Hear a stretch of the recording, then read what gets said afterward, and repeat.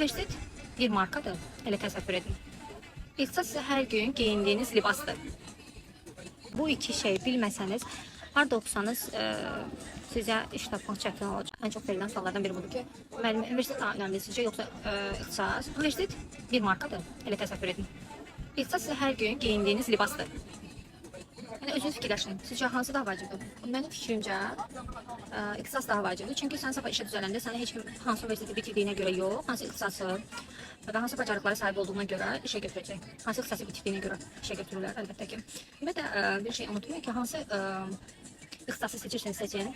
Onunla bərabər bir xarici dil mütləq öyrənin və rəqəmsal bacarıqlarınızı inkişaf edin. Bu iki şey bilməsəniz, harda oxusanız sizə iş tapmaq çətin olacaq.